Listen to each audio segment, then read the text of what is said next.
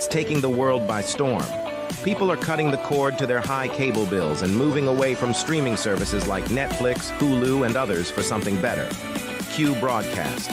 For just $60 a month, you'll get access to every channel you could ever want, including HBO, Cinemax, and Stars. And the best part? There are no contracts, no hidden fees, and you're free to cancel anytime. With Q Broadcast, you can enjoy streaming live TV, movies, and top series on up to 5 devices at once. Whether you're at home or on the go, Q Broadcast makes sure your entertainment is always at your fingertips. Imagine being able to watch all your favorite channels from anywhere, anytime, without any restrictions. We're talking about thousands of movies, hundreds of TV series, and a huge library of live channels, all in one place. And don't forget video on demand and pay-per-view events. Those are included at no extra cost, so you'll never miss a big event again. Now, take a second and think about your current cable bill. You're probably paying anywhere between $100 and $300 every month, locked into long-term contracts and hit with surprise rate increases. With Q Broadcast, that's a thing of the past. It's just $60 a month. No contracts, no extra fees, no hidden costs, and no price hikes. Why juggle multiple subscriptions like Netflix, Hulu, and cable when Q Broadcast gives you everything you need in one convenient package? People everywhere are switching to Q Broadcast, saving money and getting more content than ever before. So, what are you waiting for? Click the link in the description and sign up for Q Broadcast today. Just $60 a month, no contracts, no hidden fees. It's time to take control of your entertainment and start streaming smarter.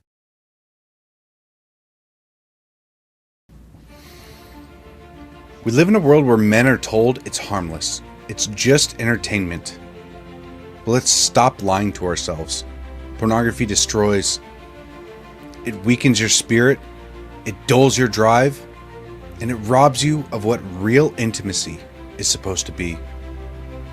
Every click is a step away from the man you're supposed to be. We can't call ourselves leaders if we are slaves to a screen. As someone that is prior service, I know all about discipline. And discipline isn't out there, it's within your mind. Porn rewires your brain, weakens your will, wrecks all of your relationships. It doesn't just stay on a screen, it invades your marriage, your confidence, and your actual purpose. As men, if we don't learn to discipline ourselves, we'll be ruled by our impulses. Now, it is time to stand up and take control before this silent war takes more than you're willing to lose. Real men don't hide in the shadows of shame. We step up and we protect what's ours. We fight for our wives and kids, our own hearts. Twitter isn't just an app, it's a weapon. It's a tool used to break free and start living like the man that you're meant to be.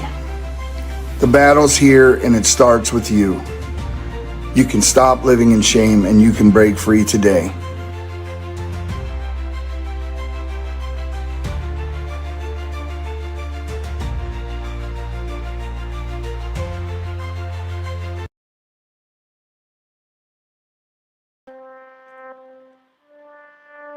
Here at the Anomic Age, we know that these times of uncertainty are stressful. It is incumbent upon all of us to put our fears first and bow down to government tyranny. Gone are the days of freely leaving your home, working, and social interactions. In exchange for safety, we will trade liberty. At the Anomic Age, we understand. However, just in case you want to get off your knees and stop being a sniveling coward, check out the John Age Project at anomicage.com.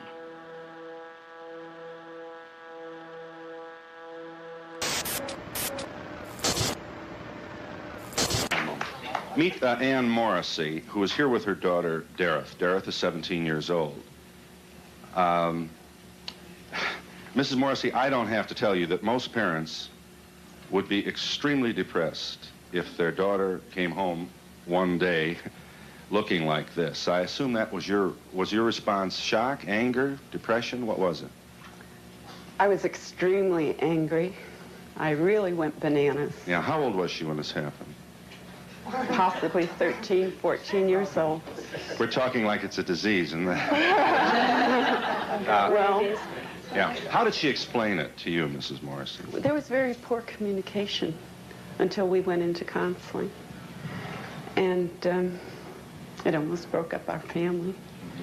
But through counseling and Serena, I can understand it better. What do you understand?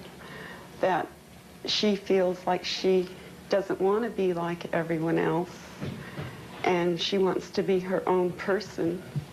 And through the dress code and her lifestyle, she's expressing this.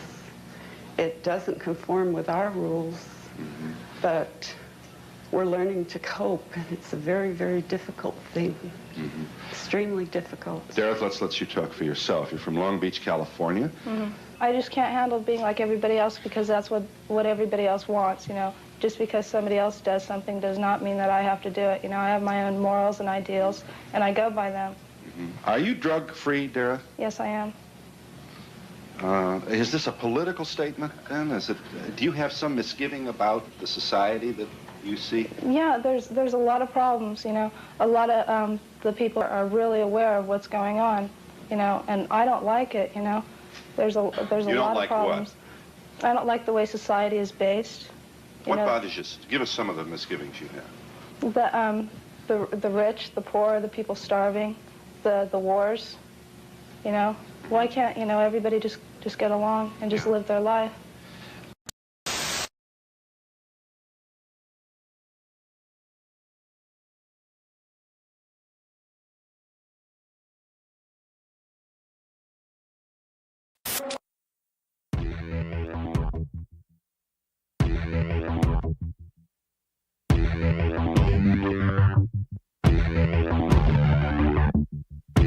You know something is wrong, and it's time to stand up. You are listening to The John Age Show. Trust no one. Trust no one. Trust no one. You found it. You're here. You're headlong down the runaway train that is the Anomic Age, and I'm your host, John Age. Happy to be back with you once again in the not-so-wee hours of the PM. Thank you ever so much for joining us today. We got a great show coming up. We're going to speak with none other than Michael Yon. Please check out anomicage.com if you've not already done so. Like all the likes, subscribe to all the subscriptions. PayPal.me/anomicage, Patreon.com/anomicage as well is the best places to support me and this show. Can't underestimate that or reiterate that enough. Please, PayPal.me/anomicage, Patreon.com/anomicage as well. The free iPhone app, the free Android app, the free newsletter, the subscribe by email link, and so much more right there at anomicage.com. All the video, all the audio of all the shows, and the information breakdown segments right there too. All right, to save some time, let's get right into it. We are joined by our guest today, Michael Yon. Michael Yon's a combat correspondent, author, photographer, and dare I say, expert on what's going on at the Darien Gap, as well as the mass invasion we call illegal immigration going on at our southern border. You can find his work right there, michaelyon.com. He's also available on Twitter, and I do believe Instagram as well. So, thank you so much, Michael, for being with us today. Yeah, we've been on the border a lot recently, and in recent times, let's say, not just recently, like down in Panama, the Darien Gap. I just got video just came in now from Darien Gap. It's just being completely flooded down there. I mean, the amount of aliens coming from Colombia in through Panama to the United States is exploding. And this is facilitated by the United States government. It's not just incompetence. It's not incompetence. Our government is doing it. I'm saying that with 100% certainty, which is something you don't normally hear me say, 100% certainty. But I'm watching this everywhere I go. I'm watching the United States do it in front of my eyes, right?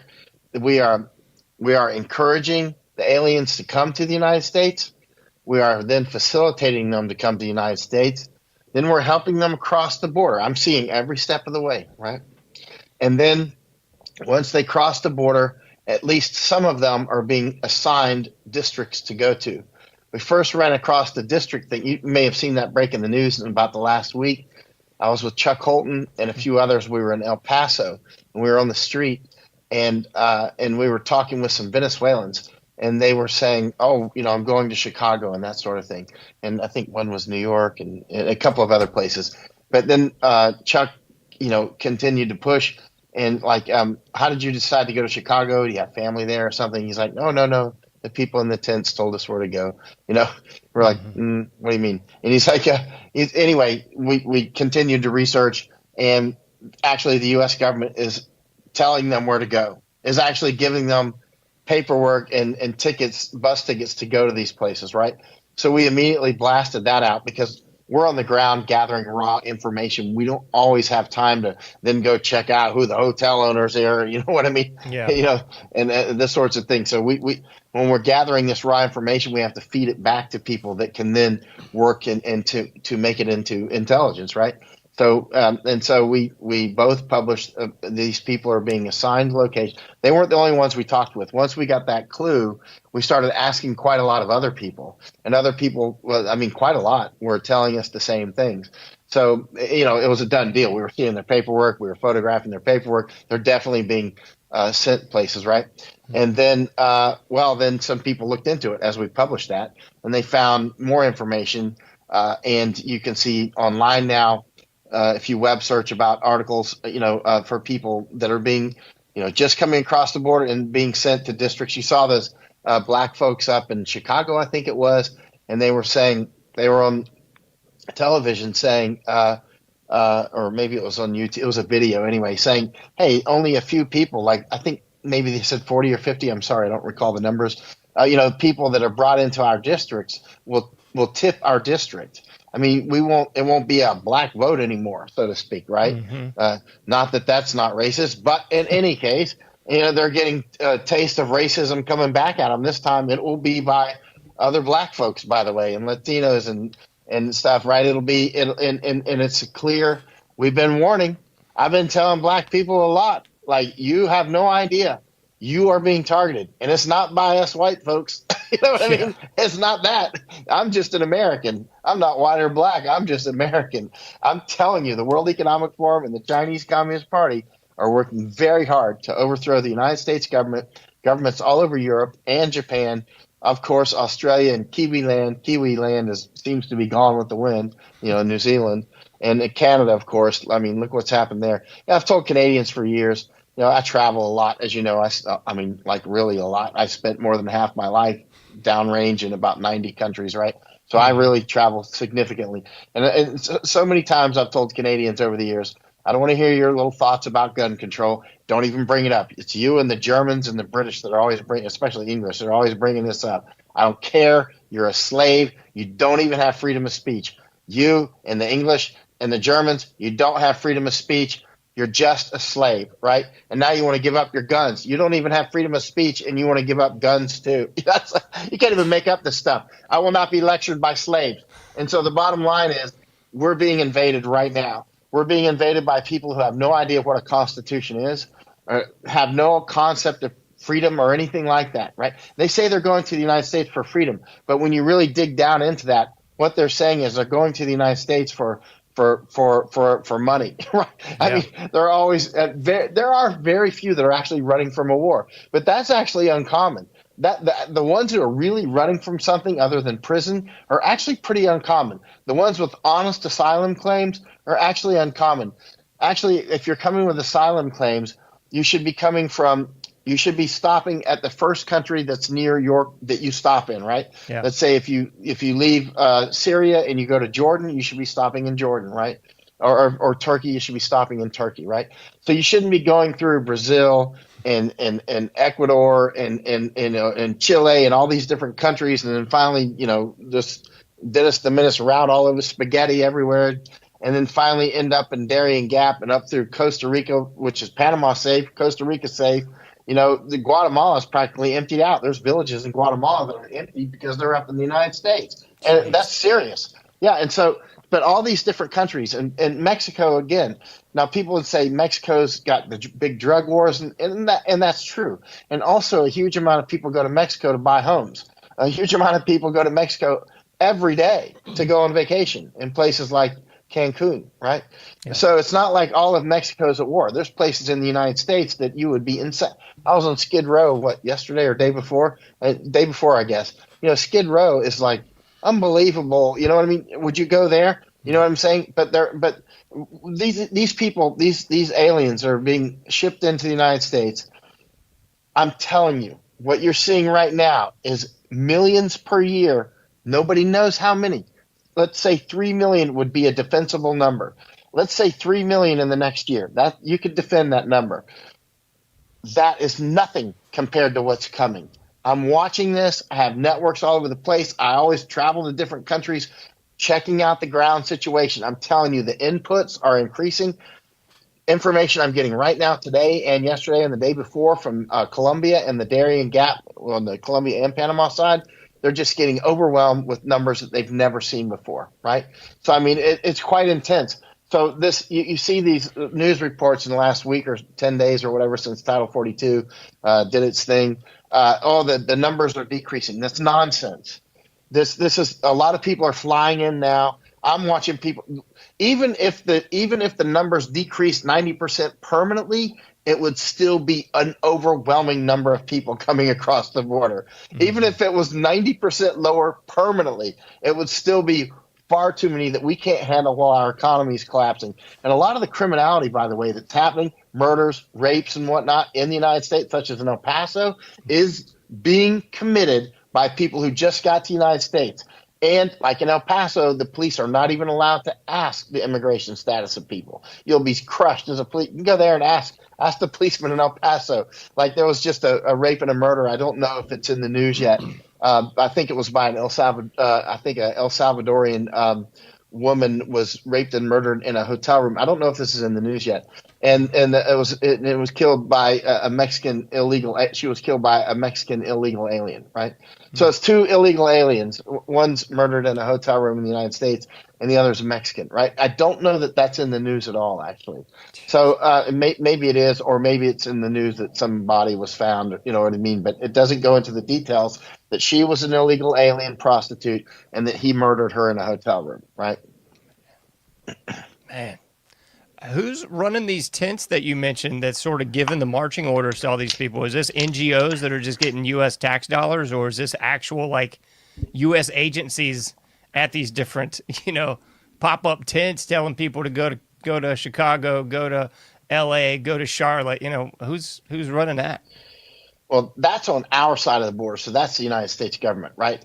On the Panamanian, or let's say all these different places, Colombia, Panama, like the rape kits, I've got one here somewhere, that are handed out. Actually, I just got news from a doctor in Colombia that the rape kits are not being handed out anymore. It might be because I and others have been showing these rape kits on the news. We've been showing the same rape kit. I'll hand it to one guy and he'll do an interview. And then he'll hand it back. There's a rape kit that I picked up down in Panama. These rape kits are kits that most of the women, they say all the pretty women who go through Darien Gap get raped, and a lot of the children, right?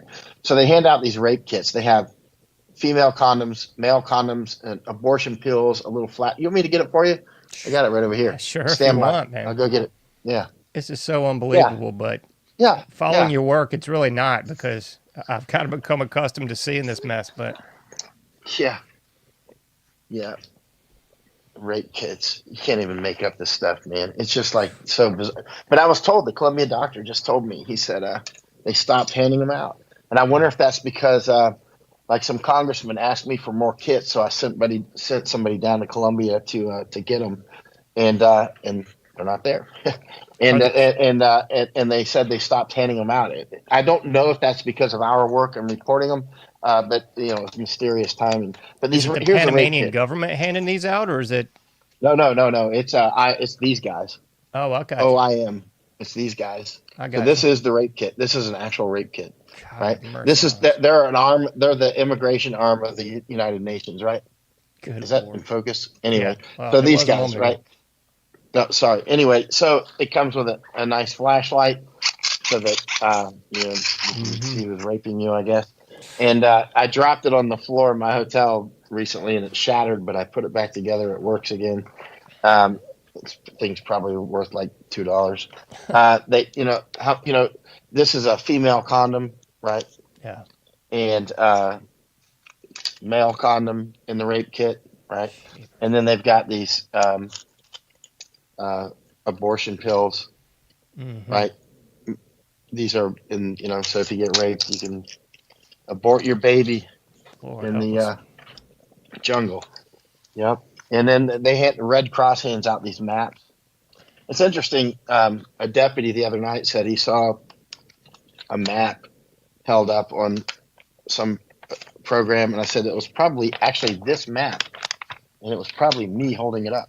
It was probably this actual map, because I got this down in the Darien Gap. This is a map that Red Cross hands out. Yeah. It gives phone numbers and details of where to go. Actually, let me hold up the QR code. Yeah, it's blurring it out a little bit for some reason, but here, let me show the QR code, and then I'll hold it straight so people can get this QR code, and you can get this map yourself. In some countries, it doesn't. Is it blurry? It's blurring it out for some reason. That's better, yeah. Sort of. Yeah, it was doing it good. That's pretty decent. Yeah, that's good. Screenshot it. Perfect. Got it.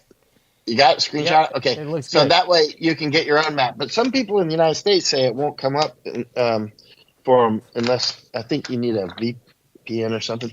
And get this one too. This is on the same map. Oh, shoot. And it's got all the phone numbers of the places. Is it good? Still looking a little squirrely. Let me pull it back.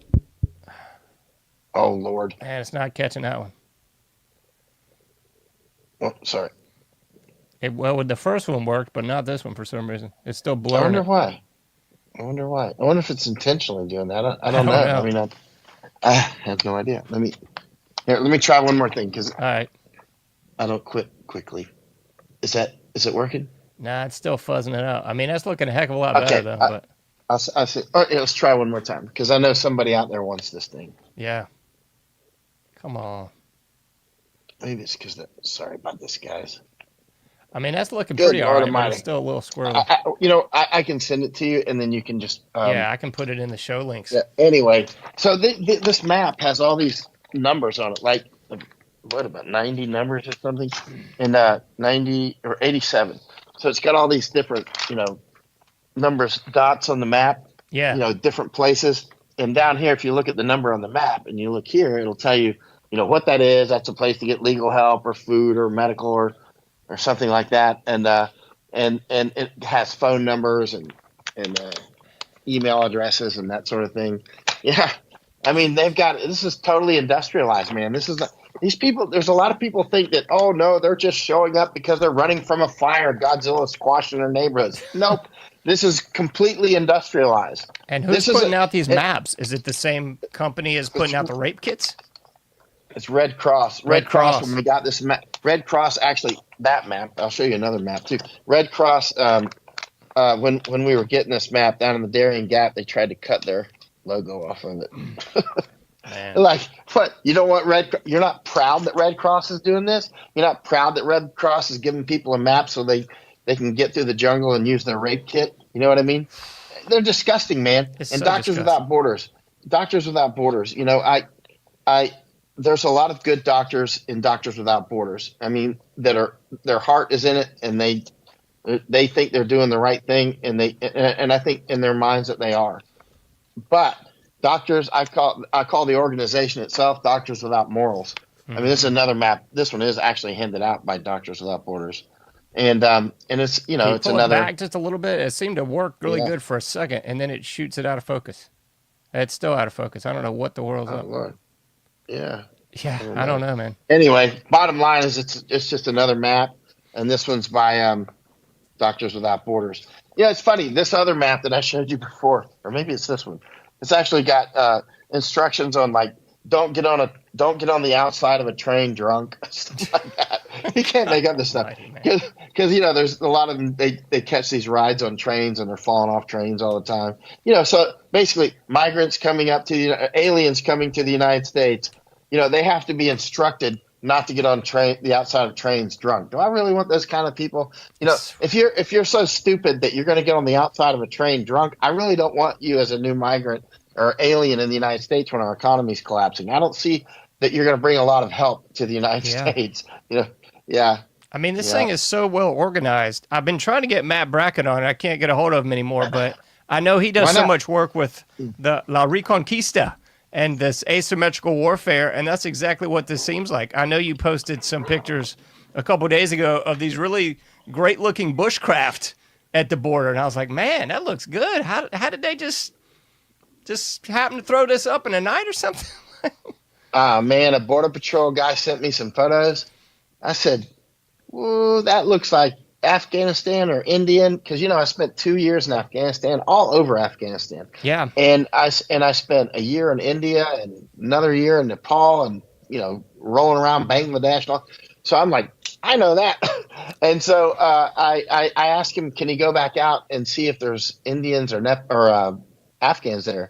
And so the Border Patrol friend went back out there, and he said, yeah, there's a bunch of Indians and Afghans. And he said, actually, they've got like a pecking order. Like the guys who know how to build those things are making a lot of money off the ones who don't. Like he's like the Colombians, they try to make it. And they don't know what they're doing, man. They're jungle people. This is desert plants and stuff. And those desert dwellers know how to live, especially Afghans. Like I had lunch with an Afghan friend the other day that I know from Afghanistan. Actually, he was almost a suicide bomber in Afghanistan, and that's an interesting story.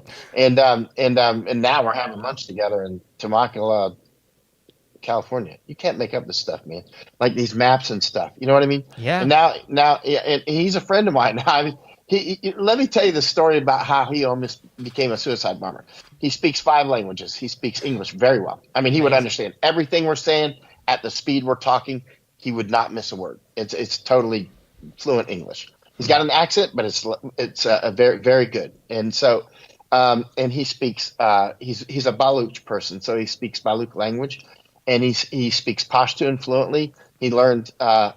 He speaks Urdu. He speaks Farsi. How many is that? 5 languages. He speaks Farsi, Urdu, Pashtun, Baluch, and English. And I said, how good is your Pashtun, for instance, compared to, Baluch is his native language, right? I said, how good is your Pashtun compared to English? He said, oh, much better. I'm like, how could it be much better? You know what I mean? He's like, I was just like, yeah, I mean, your English is actually perfect except for the accent. And he's got a very commanding vocabulary as well. You know what I mean? Like he's a smart guy. So I was rolling around out with him in the desert, not with U.S. forces. I was with Tim Lynch, a friend of mine, retired Marine officer. And Tim Lynch and I were out there rolling around. It was very interesting. And finally, I'm talking with this guy. His name's Zabi. And I said, why are you looking at me? And he was looking at his phone, and looking at me, looking at his phone. He's like, he was trying to figure out if this was me. And he said, he said to me, he goes, you saved my life, right? And I said, how did I save your life? It's kind of an odd way to start a conversation, And he goes, well, he was going to be a suicide bomber. Man. He said he's Afghan. He's Baluch. Well, Baluchs don't call themselves Afghan. But anyway, he's Baluch. And he lives in Nimruz province, Afghanistan, right? Or did. Now he lives in California. And so, and he said, he was watching those Blackwater videos from Iraq, right? On videos. And he's like, look what they were doing to the Muslims. He thought Americans were just coming over to kill Muslims. And then he started doing his homework, gathering intelligence to do a suicide attack, right? And he came across my work, because you got to keep in mind, my work at that time was as big as like CNN, right? Yeah. I mean, it was just like, I had millions and millions of readers. That was like with Bruce Willis wanting to do a movie type stuff. You know what I mean? Literally, Amazing. And so he found my work easily. And he found one photo that I made of a soldier carrying a girl after a suicide car bomb, actually. And the little girl was bleeding. Her name was Farah. Unfortunately, she died.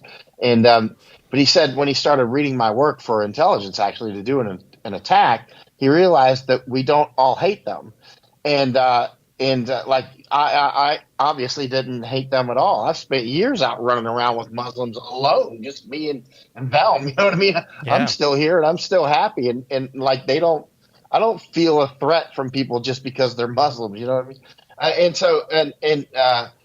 mean? With caveat at times, and I've joked about this with Zabi, of course, and like Zabi almost became a suicide bomber. So he was gathering the intelligence and he was getting ready to do it, right? And then he started reading my work, and then he said, "Well, I don't want to do it actually because he thought that some of us." He should probably be try to make friends with us or something and figure out more. And anyway, now he lives in California. I was just out with him the other day, asking if he'll go with me to the border and translate for me.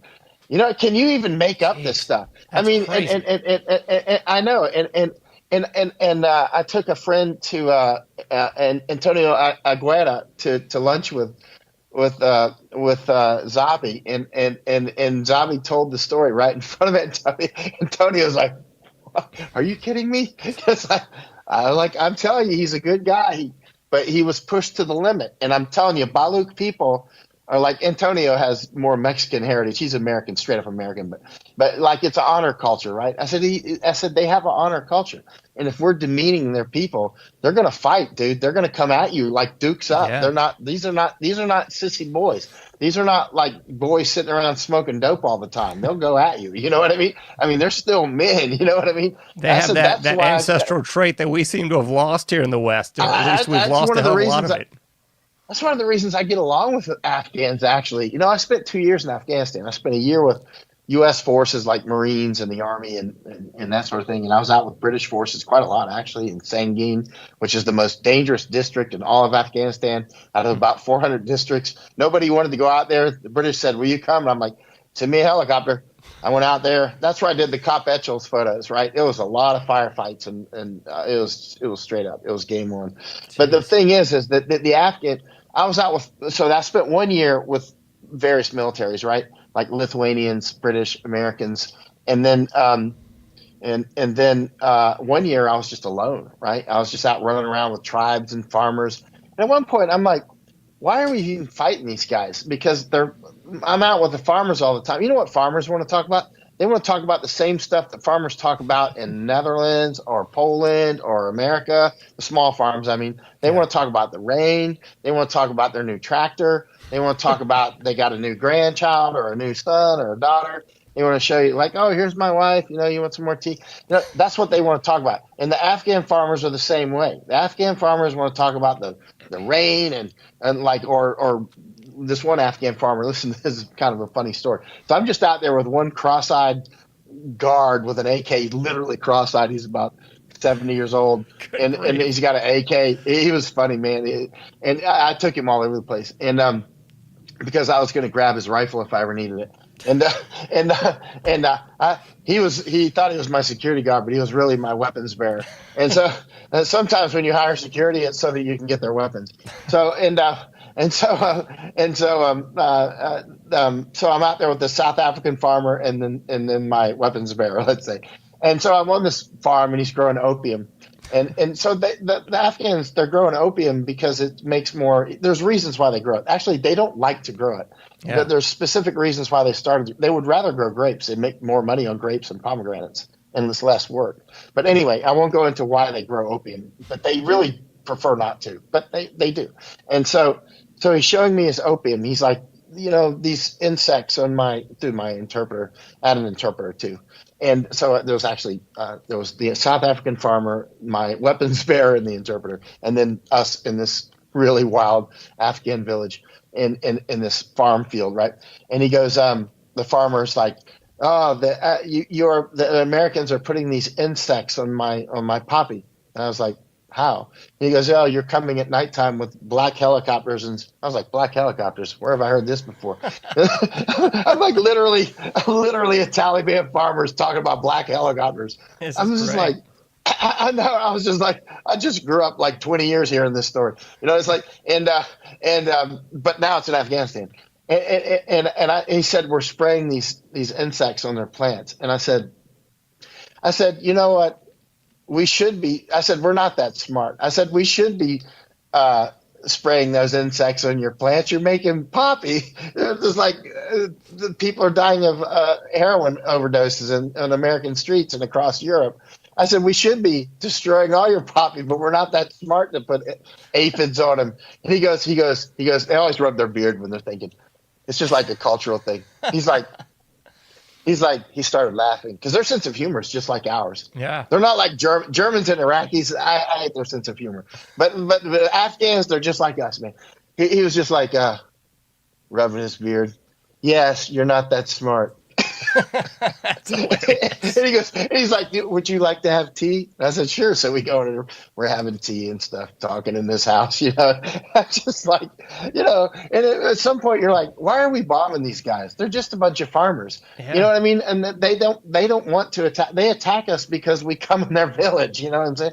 And they're like, who are the invaders? You got to keep in mind, in their culture, they get invaded all the time. So they're like bees. What happens when the bee gets invaded?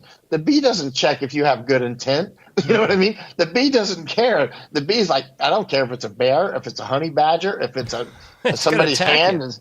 They don't care if it's Will Robinson's hand. They don't care. You're going to get ate up. And that's the way the Afghans are. If you come to their places and you've got weapons, if you don't have weapons, actually, like I was going out there without weapons. The cross-eyed guy they didn't care about. They didn't see him as a threat at all. Yeah. You know what I mean? And actually, the weapon that we had is just more like for bandits. I mean, if the Taliban wanted us, dude, it's like if we came out with 20 guys in those villages, 20 well-armed Marines against a village full of Taliban, they're going to eat us alive. You know what I mean? You got to have a lot more people than that, and you got to have like air cover. This is their terrain. They're experts. They know where every divot in the ground is. They know where every hole in the wall is. You know what I mean? Yeah. They're fighting it like experts, man. Their grandfathers talking about. When I was reading old books from the 1800s and like over 100 years old, well over 100 years old, about the old fighting for the British in the old books and old stories, and they would talk about how they would ambush the British, right? Yeah. And then I think I was with Tim Lynch actually, and we went up and we saw some of the old ambush spots. We're like, wow, this is like right out of the old book. Like they're still ambushing us, where they're like great grandfathers ambushed the British, and their great grandfathers, did somebody else British again, Yeah. and then their fathers and grandfathers attacked the Russians, and now they're attacking us. They probably never even, because you go up to these defensive positions and there's all kind of, they're like very difficult to see ambush positions that are made out of stones, and there'll be like shell casings laying around and stuff. Sounds like the Hatfields and the McCoys. It's just a different continent away. Oh, Lord, they are the ultimate Hatfields and McCoys, especially the Pashtun. For people who don't know what that is, like I was out with the Scottish, right? Well, I was the Scottish regiment in the British Army. What are they called? Black Watch, I think. And one of the Scots guys was like,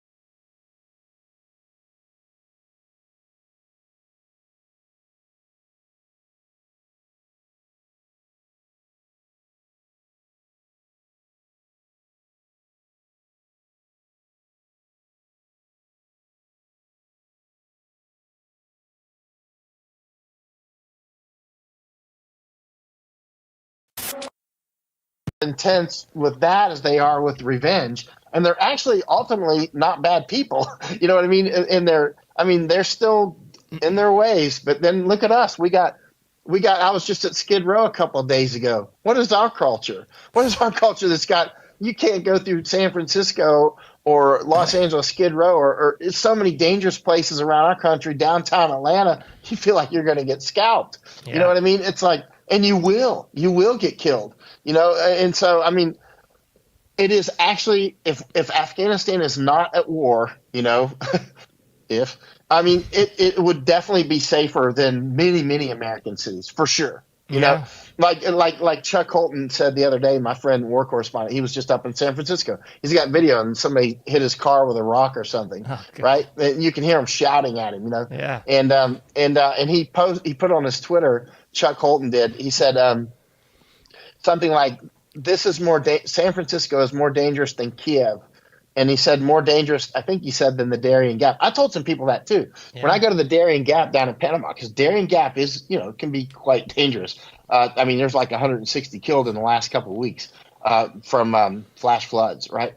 And murder and rape is quite intense. That's why I have this rape kit. That OIM hands out. But that said, if you're not an alien going through their territory, the Indian territory, or through the FARC territory, the Colombian drug lords, you're actually extremely safe, except for maybe flash floods or malaria or something, right?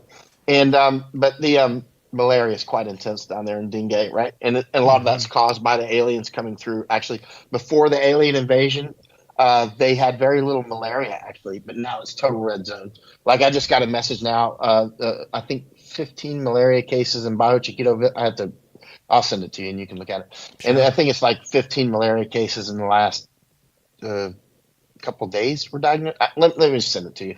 And sure. So then you can look at it yourself. But the bottom line is like, one SEAL wanted to go down with me to, he was running for Congress. He's a congressman now. He wanted to go down with me to Darien Gap. And he started talking about, I'm going to bring my buddies from SEAL Team 4 and we're going to get guns. And I'm like, whoa.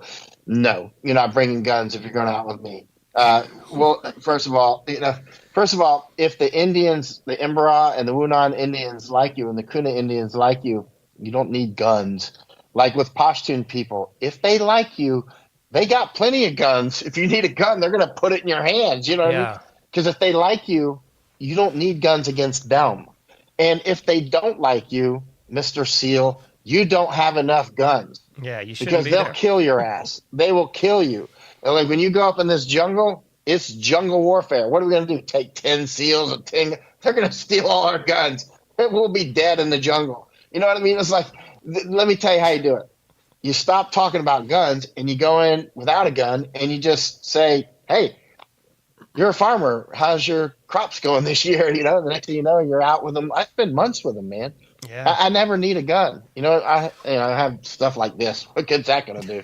It's just like, you know what I mean? It's like, but actually, this is for actually building stuff. Yeah. When because I'm often out there in the rain and stuff too. Like, I see these huts that they build. I'm out there doing stuff like that. I'm out there chopping banana leaves sometimes to get under the rain, And it's quite a time. Most of the people in the world, especially farmers, every country I go to, I can get along with farmers. It doesn't matter if it's the United States or Afghanistan or India or Nepal. You can get along with farmers. I don't know why. I get along with farmers so well. But I think most people can in every culture. If you just come in and you're non-threatening, you know what I mean? You don't have a camera in their face or something. It's like, "Hey, how's it going?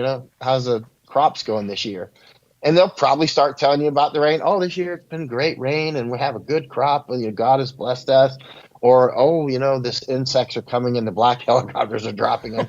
And I'm like, and I'm laughing. I laughed when he said that. I'm like, we're not that smart. And I told him straight up, we should, because you're making opium. Yeah. He's laughing. He's laughing when I said that because I said, and then we talked too about, he goes, and he's one of the many farmers that told me, "I don't like to grow opium." The reason they grow opium is because, first of all, when the Russians came, there's many reasons. There's multiple reasons for it. One reason is when the Russians came, they destroyed a lot of their Afghanistan has perpetual water problems. They either have too much or too little, right? They have these biblical floods. You wouldn't believe it. Man. I mean, it's just like epic flash floods like you've never seen before. And they have it's desert of death, Dasht Margo, that sort of stuff. And so they're experts at how to use what water they have. Oh man, let me go on a side topic. Yeah, go for it. One night I'm out with my camera on a tripod. It's a full moon, and I'm with some Afghans. I got 1,200 millimeters of glass on this thing, right, with the extenders, so you can see the craters on the moon quite well. And the moon's, of course, moving through the screen, because it's really zoomed in quite well. And the Afghans, I'm letting them look through it, and we had to keep moving the camera, and they can see these real craters. Like, wow, wow, wow. And I was with some interpreters, and they're like, how do they do their water up there? That's the first Afghan question, is how do you deal with water? Because the Afghan farmer, he looks at that as like they're thinking water all the time. Yeah, they're right? problem solving this thing. Oh yeah, and I'm going right back to opium with this, by the way. And so we're looking at the moon, and everybody's there. I keep having to move the camera, and so because the moon's moving so fast at 1,200 millimeters, and then other ones are like, what do they grow? And I said, how many people do you think are on the moon? They're like, I don't know, how many? And I'm like, none that I know of. We sent 12 that walked on it, but I don't think there's any up there at this point. And I said, there's no water. Well, there is water on the moon. There's some ice up there, but it's not like flowing or anything. And they're like, really? I thought people lived up there. Anyway, the funny thing is they don't know stuff like that. But when it comes time to like doing stuff, these guys are brilliant. You know what I mean? And so anyway, back to opium. Why do they grow so much opium? Actually, in years past, they didn't grow as much. But when the Soviets came in and destroyed their Kerez systems, Kerez are underground like aqueducts, and they're very difficult to build. They're amazing. If you look up my name in Kerez, you'll see a lot of photos of Kerez, and you'll see me describing Kerez and how they build them. Kerez is K-A-R-E-Z, K-A-R-E-Z, right? Kerez. Right. So these. When the thing is about Kerez, they can go for like 10, 20 miles underground. So you can smuggle weapons there, you can hide stuff there, you can, but they're actually for irrigation, right? And also they'll use them for air conditioners. They'll like build your house on top of a Kerez, and it'll have cool air. You might think these poor people are living out here in this heat, burning up. They're like, dude, they got an air condition made from underground stream. You know what I mean? You go in there, it's nicer than where you live. You know what I mean? And they can just drop their water down and get the water out in their own house. But anyway, that's not in all places, but some places. But so when the Russians came in, I had a manual on this. It was in Russian, and I have a translated version somewhere. But it was showing the Russian Soviet soldiers how to destroy the Kerez systems, because they were using the Kerez systems. If you destroy a Kerez, it's like destroying an artery, right? You can destroy like 10 or 12, 15 villages that are using that Kerez. Yeah. Because all these villages will be built, and all their farms will be around lined up with that Kerez, right?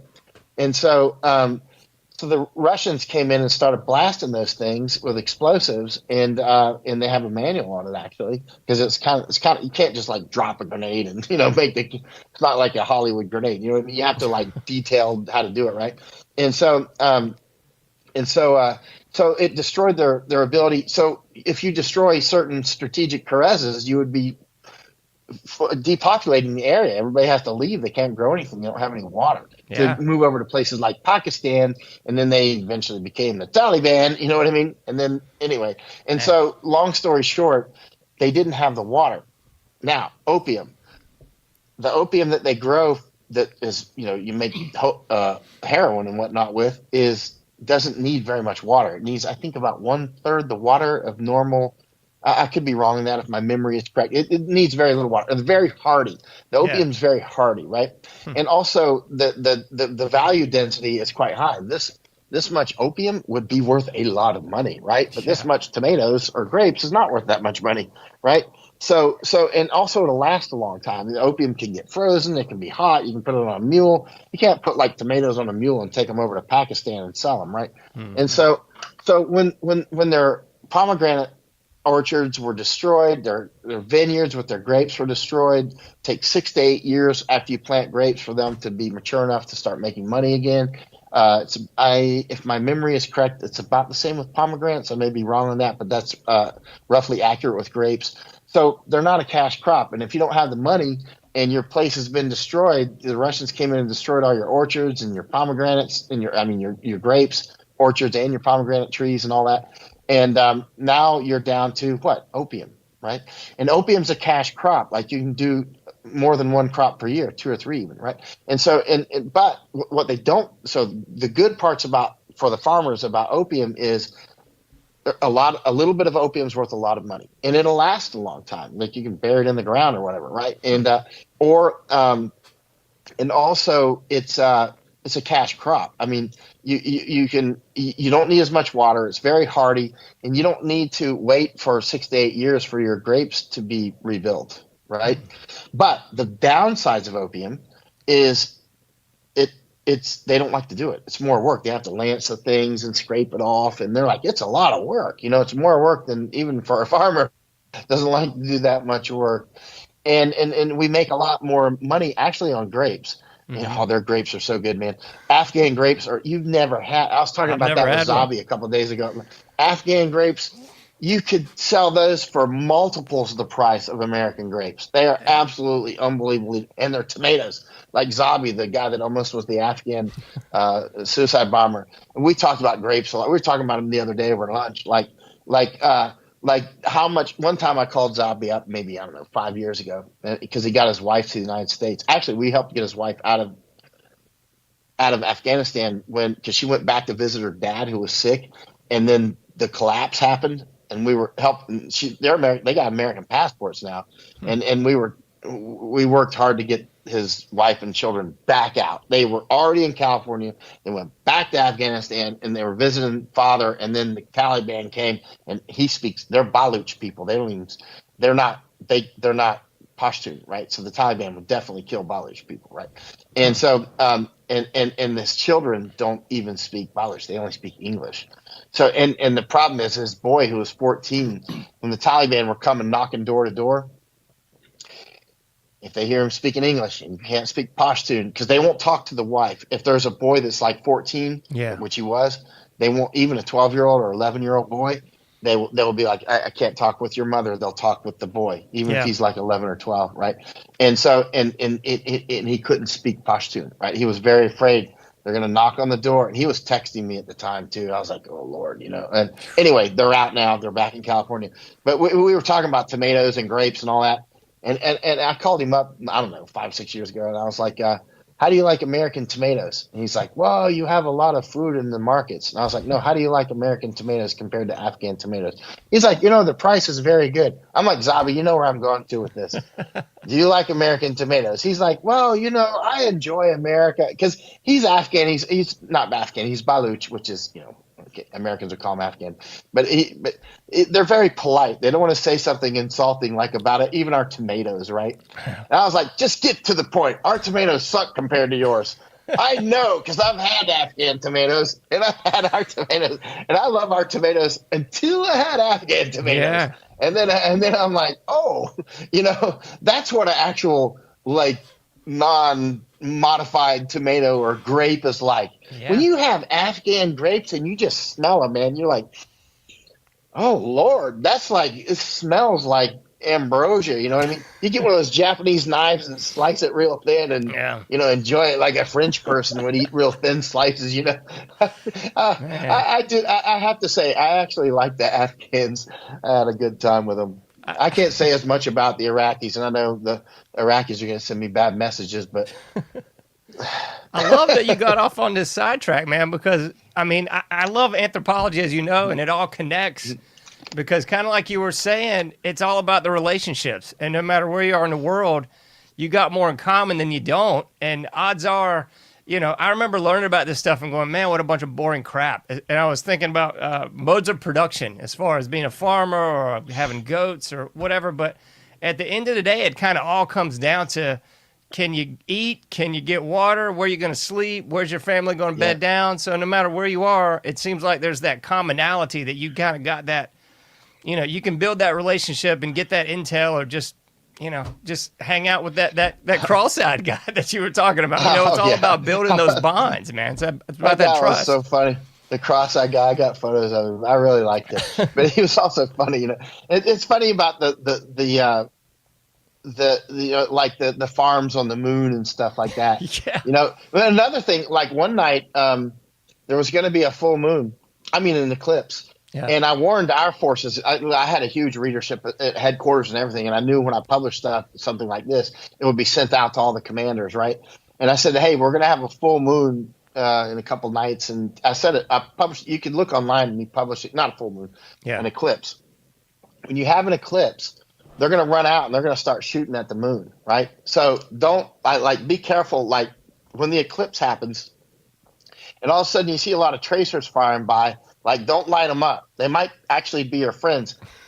A lot of cultures do this. They think the devil is stealing the moon, right? Yeah. So they're trying to scare them off. English have done this. Scottish have done this. Irish have done this. Ask old Irish tales. They'll be like, oh, they get out and beat the pots and pans. Chinese will be shooting fireworks and firecrackers because this is a thought around the world. In the solar eclipse or a lunar eclipse, somebody's trying to steal the moon or the sun, and they try to scare them off, screaming, shooting guns in the air, boom, RPGs. They're not even attacking anybody. They're attacking, the devil trying to take the moon, And I was like, just be careful. Just go inside until the eclipse is over and then come back out. And if they shoot at you then, light them up. But just make sure you're not, shooting at some random guy that's shooting at the devil, Yeah. I mean, that's so funny. It sounds like the Aztecs a few thousand years ago with the sun worship and the moon worship. Oh, the sun's not going to come up until we sacrifice a couple thousand people. So, yeah, that's how they roll. Well, I don't know if you got time, but is there what's going on with these underground tunnels? I heard a little bit about that on I can't recall the person talking about it. I apologize, but they were saying there's a quite sophisticated. We're not talking about me and you in the backyard kind of digging for a couple hours. This seems like a very sophisticated electricity, well lit. You can fit a couple people at least through kind of tunnels going on. Are you seeing any of that on the border? I saw it in the news, and we're near the border. We're near where those tunnels were, but I don't know anything about it that I haven't seen in the news. Yeah. And so, now that could change later tonight when we're out with Border Patrol people, but I don't have any insight on that. I'm seeing Oscar Blue sending me messages from Darien Gap right now. And actually another fellow, Antonio Aguero, he's waiting for me to go to the border right now. We'll get you out of here. Yeah, let's see what Oscar says. All right. Oh, he just wants to talk about something. Yeah, I'll give him a call. Yeah. He's down in Darien Gap. You know Oscar Blue? I think I've tried to reach out to him, but I don't know him personally, no. I think I've definitely seen his research, and I think I've just shot, like the generic send me an email kind of link with some of these guys, but I haven't talked to him now. Both him and Antonio, like I'll be with Antonio on the border tonight, Antonio Aguero, who's on Antonio's Twitter is like at Aguero for Texas, I think. Something like that. I think it's at Aguero. I mean, I'm always tagging him, but it just pops up. And then Oscar Blue is hold on. He's heading to. He's taking off to border set. I told him, hold on, wait. Let me let you go, man. But you should be interviewing. I got to get to the border. That's all right, man. I'll talk with you soon. All right, man. Thank you so much, Michael. All right. Bye-bye. Right. Bye-bye, sir. Well, folks, if you missed any of that, feel free to check it out again at anomicage.com. You can rewind, fast forward, save it, and share it at your leisure. anomicage.com, where you can find all things me. As I always say, you can't do everything, but you can do something. So please try to get out there, do your part, and make a difference. Be safe out there. I'll be seeing you sooner than later in the Anomic Age.